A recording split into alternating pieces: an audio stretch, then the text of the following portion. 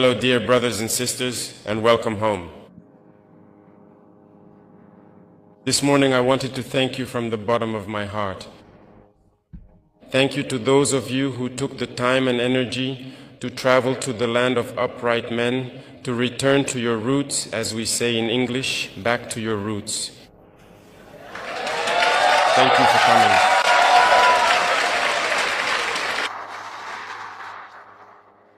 You have truly shown us a deep sense of brotherhood, and you have honored us in ways that are both meaningful and unforgettable. And I sincerely pray to God that He continues to bless each and every one of you, to grant you the health, the well-being, and the strength that are necessary to continue returning to your roots, your heritage, and your origins. Among you are elderly people, very elderly people, who despite the weight of age have made the journey with you.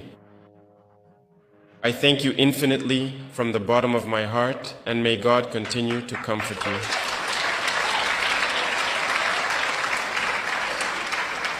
I am with you throughout your entire stay among your brothers. Every evening on television, I try to see what activities you have had to carry out. And I can admit that I am very happy with everything you have already been able to discover. Once again, Mr. President, we are so excited. And all of us are looking forward to becoming permanent residents of Burkina Faso. And hopefully, in short order, all of us, as we invest and acquire our homes, will become permanent citizens.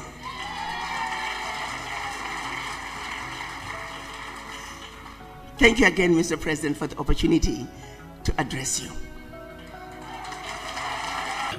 Welcome back again to the African Streamline. I am Atamba Haiti. This is African Streamline. Thanks for coming. Thanks for always being here. I want us to tackle and talk about something very fundamental right now, right here. And this is what I want all of us to reason about, or to ask ourselves these questions.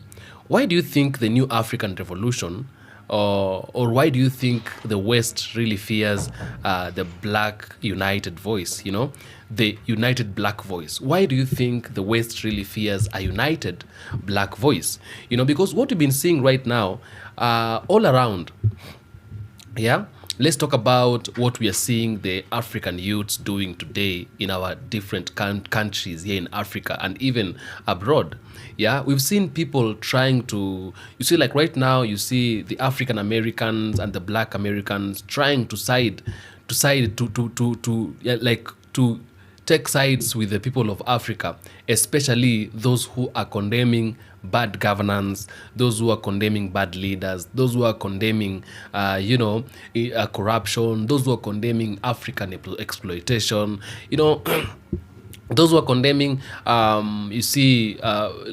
condemning the puppetrism and all that. We've seen African Americans, many of them, who are siding with Africans who are doing that. Now, this one really scares the West, and it really scares them so much. It really scares them so much. And the question has always been, and the question that I'm asking you today, the question that I want you to answer me today, why do you think that the West really fears the united black voice? Why do you think the West fears the united black voice? Because a united black voice has seemed to scare the West so much, has seemed to scare them so much. They've gotten to a point when they can no longer swallow it. They can no longer sit down and keep on hearing and listening about the black united voice. They're like, this is something that is really denying them peace of mind and all that. It's been difficult for them to actually take it inside and make peace with it, or maybe walk around a black united voice peacefully. Why do you think can be the reason as to why the people really fear the black united voice? Now, why am I talking about the black united voice? I'm going to refer and I'm going to go direct to two people today in my video. These two people, they have really made me happy. They've really made my heart, like I've been having some goosebumps lately because of what I'm seeing happening around. The first person is Captain Ibrahim Traoré. The second person is Dr. Arikana Chikombori. Captain Ibrahim Traoré and Dr. Arikana Chikombori are coming out to be one of the best leaders that I'm seeing currently. Of course, we have other leaders talking about Abdurrahmani Chiani, talking about Assimi Goita, talking about the leaders that I know they are doing some good work in Africa, like the president of Botswana, Dumaboko, talking about the president of Namibia, our good mama, Natumbo, Nandi Ndaitwa, and we've seen many other leaders who are trying to work for the people. You know, for us to be able to announce for us to be able to declare a leader a good one, first of all, this leader must be able to like look and consider the needs of the people that he is leading or she is leading. You know, you must actually because the only person who is going to declare you a good leader is the person that you are leading, is somebody that is following you. You know, someone choose you, makes you a leader. If you do good, definitely they are going to recommend you as a good leader, and that is one thing that I have really come to understand and come to notice. You know, so Dr. Arikana Chikombori and Captain Ibrahim Traoré, today I'm referring them because they are doing something that really makes me happy. As we've just said, the Black United Voice seems to really suffocate the West so much, and the West will not have peace. It denies them peace because they feel like our Black United Voice is very much strong, and they know it very much. You know, we were divided, and even when they wanted to rule us, they divided us first of all because they knew if we cannot divide these people, it's going to be difficult for us to be able to rule them. But the only way for us to be able to rule over these people, we must divide them. And that is why we are coming to find something like the Berlin Conference in the years of 1884, because they wanted to divide this country, this continent, into many countries so that they can be able to join force, you know, on dealing with the Black people, because they knew Black people are very powerful when they are together. It is not that they did not know. So when they see something like the Black United Voice, they feel like, oh, this one is not even good at all. And therefore, it really threatens them. It really makes them fear a lot, you know. And today, that is what I want to talk about today. I want us to understand something. I want us to have a conversation, and you're going to tell me, why do you think that these people fear a Black United Voice? On the comment section, think about it. You also know these things. You know why the West fear the Black people to coming together and the unity. You know why they fear. Tell me on the comment section. Let's have an engagement. Let's have a conversation. And we know, because by having these conversations, we're going to know how we are going to come together and how we are going to pull up together and stop them from dividing us and making us fight over and over again, making us quarrel and crash with one another over and over again. Do you understand that? Now, when I come back, I'm going to try to tackle and mention some things, you know, and have some points down and talk about why personally I think the West really fears a Black United Voice. But now, what is it that Captain Ibrahim Traoré and Dr. Arikana Chikombori are doing? Listen up.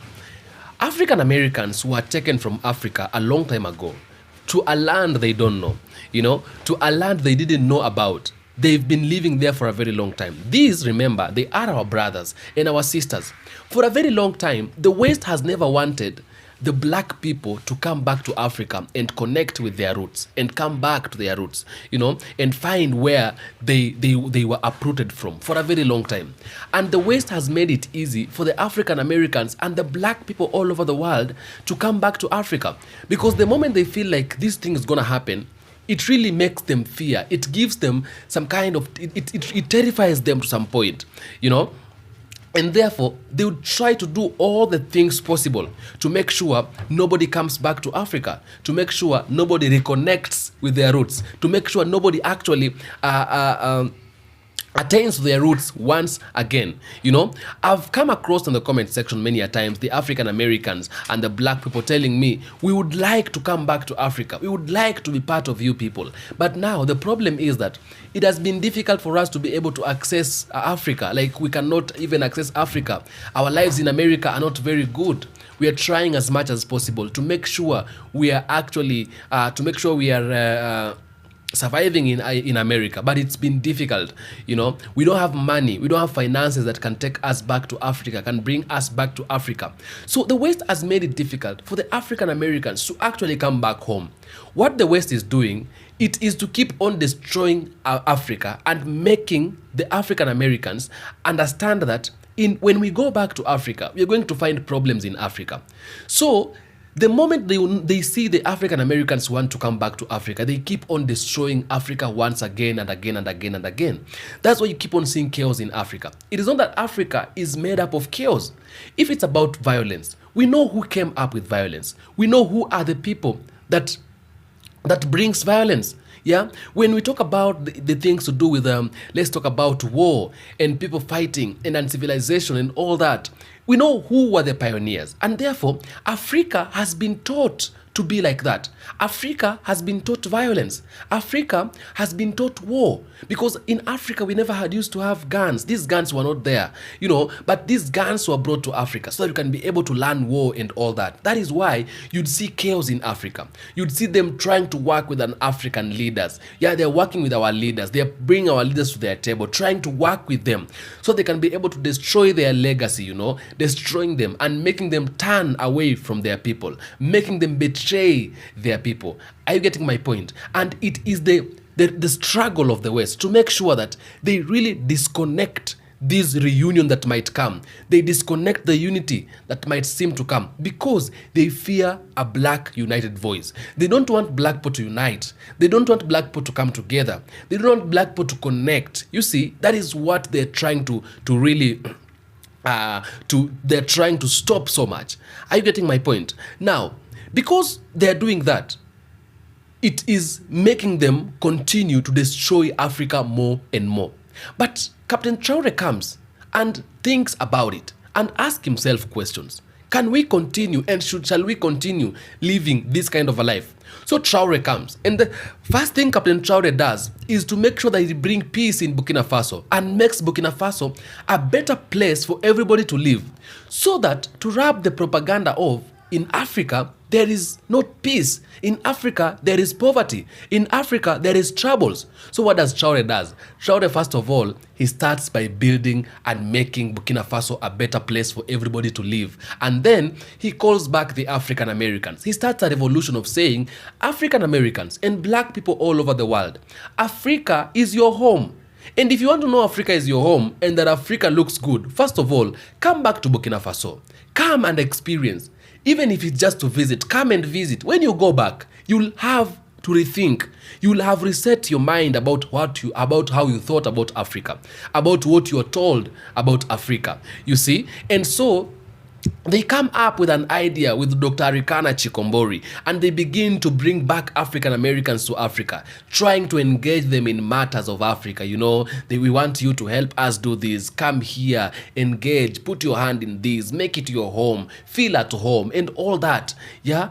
Showing them around the environments and every kind of things that are happening in Africa, just to make them reunite, like just to make them come back and rethink, because a lot of lies were given out to the people, and people lived by the lies for a very long time. For many years, people lived with the lies. And now, this is just trying to put a change, or to bring a change, or to bring a different image of the whole thing, yeah, that they were thinking about the continent of Africa. Now, I want to take a look at this video. This is Captain Ibrahim Traoré. He was talking about something very fundamental in this video.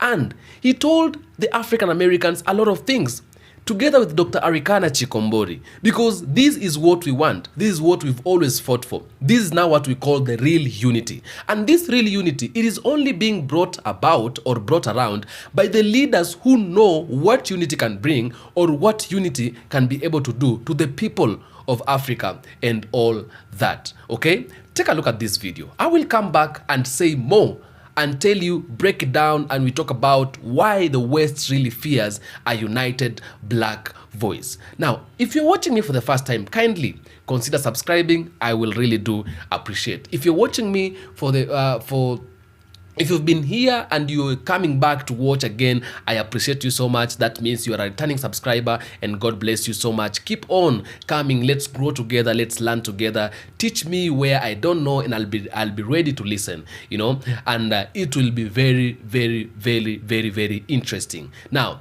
let's take a look at this video, and then I will come back and say more about it. So right here in Burkina Faso, we have a president who understands that it is a sad situation that over 400 years later, not a single African head of state has called for the children of Africa to come back home. President Ibrahim Traoré is making that call.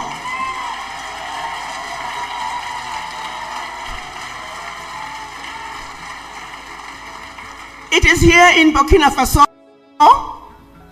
that we shall conclude the journey of return. And all of you are bringing with you the spirits of your ancestors to put them back to rest right here in Burkina Faso. To the Prime Minister of the Great Republic of Burkina Faso, the entire government of Burkina Faso, to the citizens of Burkina Faso, we want to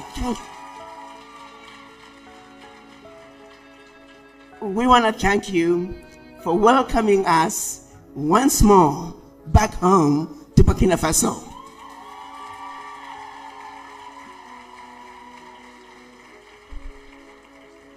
We were here last year.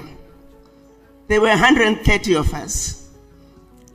Mr. President, Captain Ibrahim Traoré, we are back with 4 times that number. In your speech last year, you called all of us to be ambassadors of Burkina Faso. We want you to know we took that instruction very seriously, and we have been the ambassadors of Burkina Faso. In spite of the negativity coming out of some corners of this world, the descendants of the formerly enslaved you see today, they are the renegades who said, we know the truth about Burkina Faso, and that no one is going to tell us not to go home to Burkina Faso.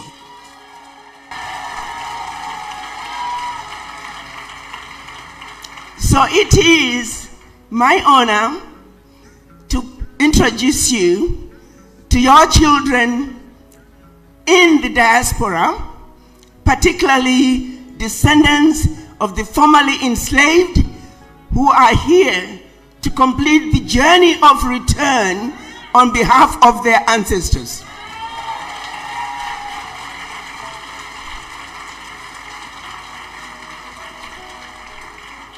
When the children of Africa were taken out of Africa as slaves, all they ever wanted to do was to go back home. So right here in Burkina Faso, we have a president who understands that it is a sad situation that over 400 years later, not a single African head of state has called for the children of Africa to come back home. President Ibrahim Traoré is making that call.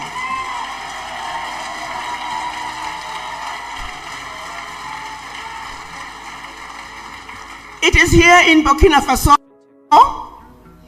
that we shall conclude the journey of return. And all of you are bringing with you the spirits of your ancestors to put them back to rest right here in Burkina Faso.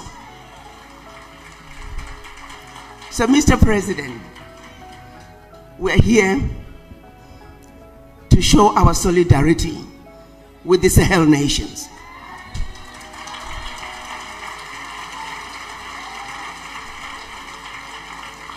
We spent the first week having conversations which we called Pan-African conversations, where we spoke truth to power, where we talked about the issues that we felt were pivotal in order for Africa to move forward based on the realities of today.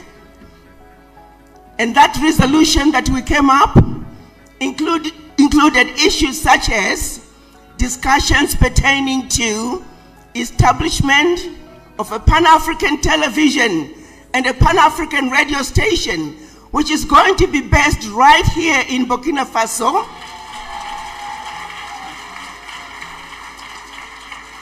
We felt that was a good place to start in order to counteract the negativity coming out of Western media. We need to undo the lies. We need to undo the misinformation. Children of Africa at home and in the diaspora deserve to know the truth and nothing but the truth.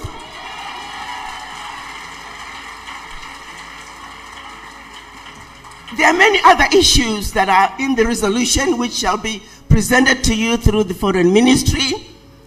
But in our resolution, we were committed and we are showing our solidarity and we are letting the world know, as a united front of African diaspora, we support the Sahel nations.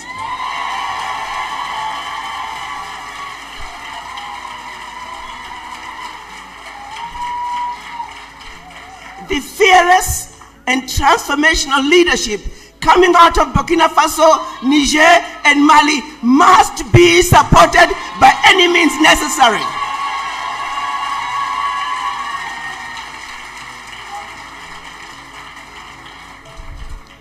Your Excellency, Mr. President, as a mother, as a wife, as a daughter, you represent everything we have ever wanted in an African man.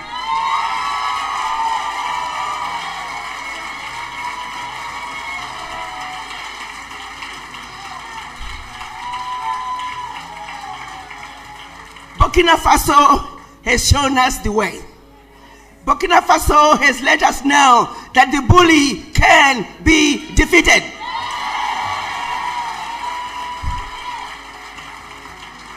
The citizens of Burkina Faso have done all the heavy lifting.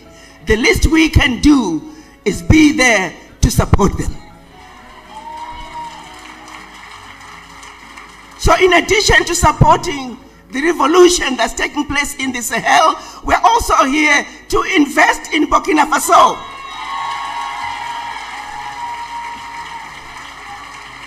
And like Reverend Maponga said, and I hope some of you will find wives and you'll find husbands right here in Burkina Faso.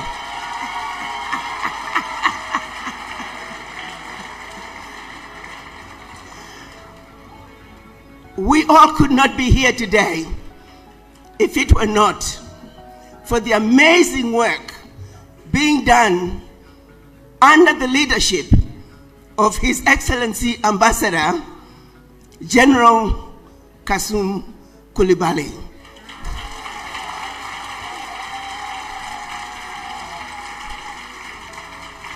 His Excellency Kasum Coulibaly, through the Burkina Faso mission in Washington, D.C., has made all it possible for all of you to be here today.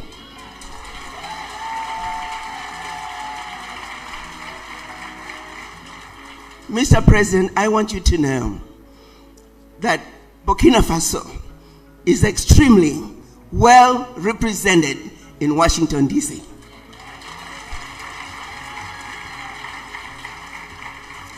And through also from the embassy to the Ministry of Foreign Affairs, our welcome has been nothing but magical.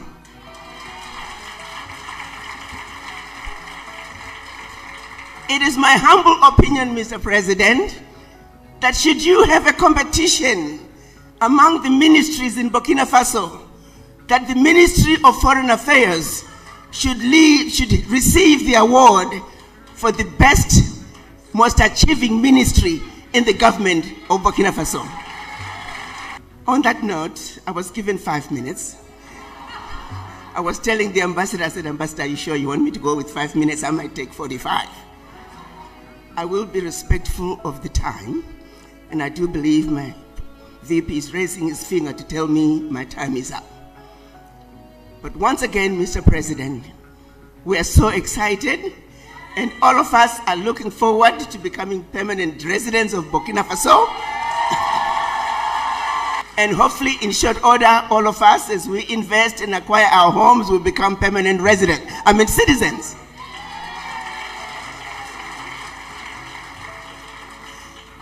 Thank you again, Mr. President, for the opportunity to address you. Thank you to those of you who took the time and energy to travel to the land of upright men, to return to your roots, as we say in English, back to your roots. Thank you for coming.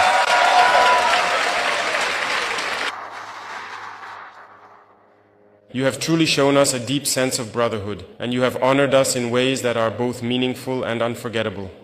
And I sincerely pray to God that He continues to bless each and every one of you, to grant you the health, the well-being, and the strength that are necessary to continue returning to your roots, your heritage, and your origins. Among you are elderly people, very elderly people, who despite the weight of age have made the journey with you. I thank you infinitely from the bottom of my heart, and may God continue to comfort you.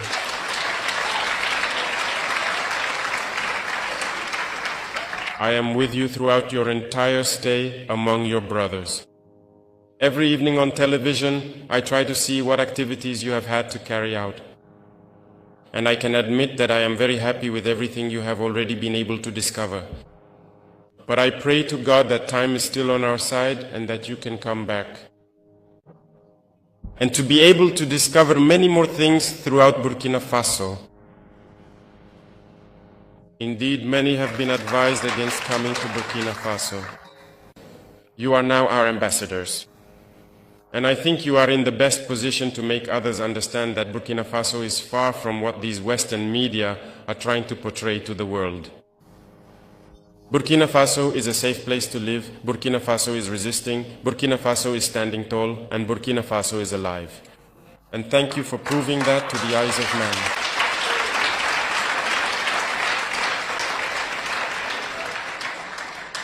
I also commend you for your determination to support us in our struggle and therefore to support your brothers and sisters here in Burkina Faso by investing in all possible areas.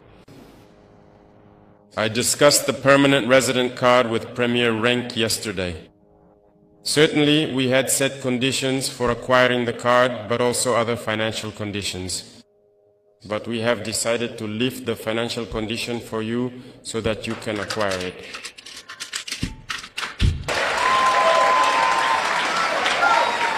So for you, it will simply be a matter of the card itself. You will be exempt from all other conditions. And thank you for paving the way for all those who wish to get this card and be able to invest and stay in Burkina. Now, historical roots and colonialism and slavery. Now, from the slave trade to colonization, Western powers built enormous wealth by dividing and exploiting African and black population. Yeah? After dividing Africans and black population, they really took a lot of things. They benefited a lot, at large. Yeah. So the white people and the West really understands one thing. If these people can be able to come back together, everything we took will go back. Everything that belongs to them that we have will go back. There is nothing that we have that belongs to them that they won't come for it. That is one thing they know. Because truly, if we come together, if we start speaking the same thing on the same thing agreements and having a one voice, we are going to be powerful. And the moment we are powerful, we'll sit down someday and begin asking ourselves, these people took a lot of things from us.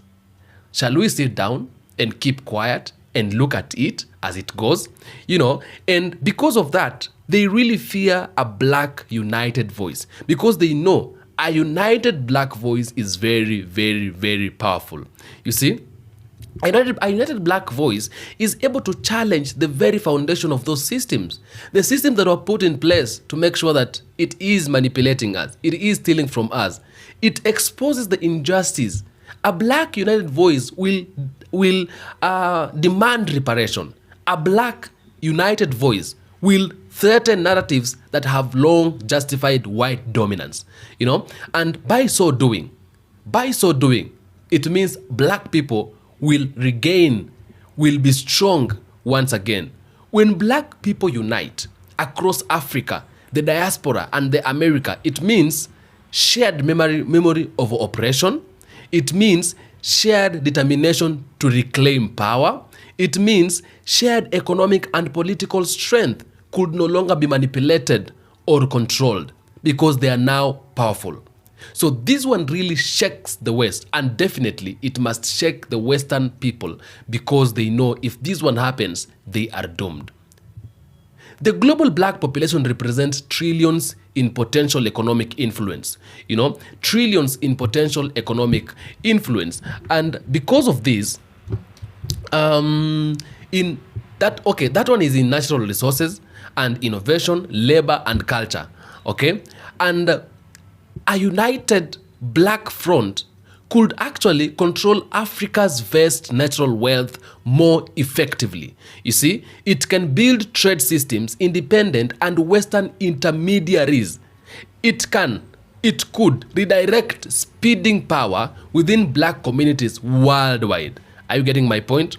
That kind of unity would reduce Western economic dominance, and that's a direct threat to existing systems of power. The systems of power that has been put in place by the Western people, by the Western supremacists and all that. So they fear really so much a black united voice because they know what a black united voice can be able to do. On cultural and psychological independence, Western dominance also depends on cultural psychological control, okay? Convincing black people that their history began with slavery or colonization. Yet the history of a black person started long way far before colonization. But do they accept you to know that the history of a black person started before colonization? That is what you know. If you walk around, that is what has been written in books. Your history started with colonization. Your history started with slavery. That is what they know. Okay? And because of that, they have really manipulated us because they keep on convincing us and keep on telling us we don't have a history. That before colonization, we did not have a history. That is like telling you, before colonization, you never existed. That is like telling you, you didn't have a life before colonization. It means before colonization, you were just existing and living somewhere where people don't know. That is what they're trying to tell us. That is what they're trying to say. And therefore, it is very, very, very, very bad when we know that our history began after colonization, yet our history began way back. In fact, the white supremacists and the Westerners, they might not have a history. They might never had a history before. Maybe their history started after they have colonized Africa and took slaves, A united, therefore, black voice restores pride in ancient African civilization. It does a contribution to science, philosophy, art, and governance, and that is what really happened long before Europe's rise. The cultural self-knowledge breaks dependency, and when people stop seeing themselves as inferior, they become unstoppable. So right now, black people and Africans all over the world, they look at themselves and they feel like they are inferior. But the moment they stop looking at themselves as inferior, they are going definitely to rule the world. Imagine a unified stance by African nations, Caribbean states, and the black diaspora on global issues, trade, diplomacy, policy, or justice. Such unity will demand fair treatment in global institutions like the United Nations, like the IMF, like the World Bank, and many others. It will resist exploitations by powerful nations. They will no longer be exploiting Africa.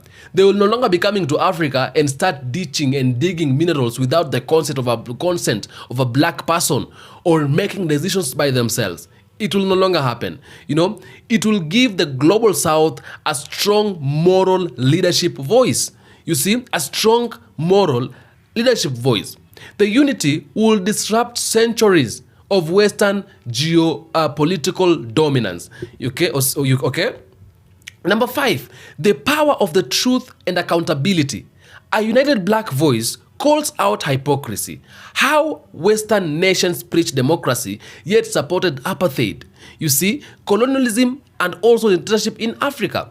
They are preaching water, they are drinking wine, or they are drinking wine and preaching water, something that doesn't make any sense, and therefore we will refuse to be carried the way they are carrying us. The truth exposes uncomfortable realities and demands accountability. Yeah, the truth will expose uncomfortable realities and demand accountabilities.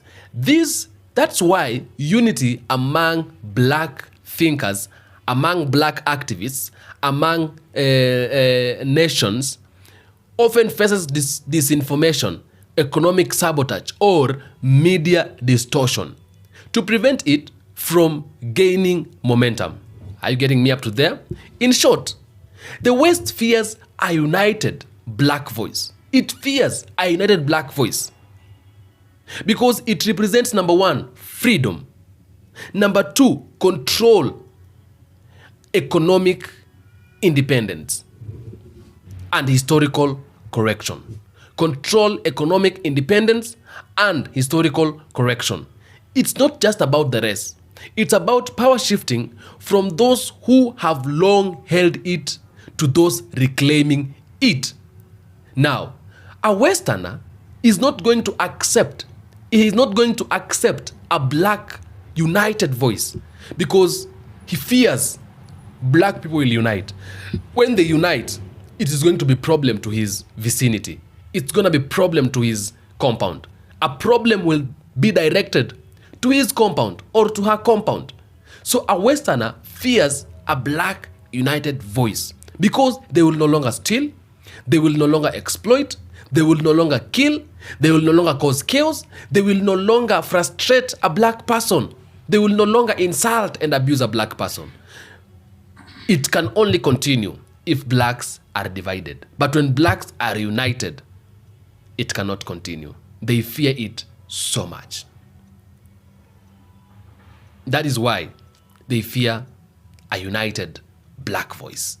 Now, it is my prayer that all of us should embrace a black united voice. Sit down, think about it. If it takes you fighting, fight. If it takes you really sweating about protecting and about bringing a black united voice, so be it. But make sure we as black people, we are coming together, we are speaking on the same thing, the same language, and doing things together as one. Tell me what you think in the comment section about this. I will do my best to make sure I read all the comments and give a response where possible. I also want to know what you have to say about it. I will really do appreciate. Don't forget to subscribe, like, and share.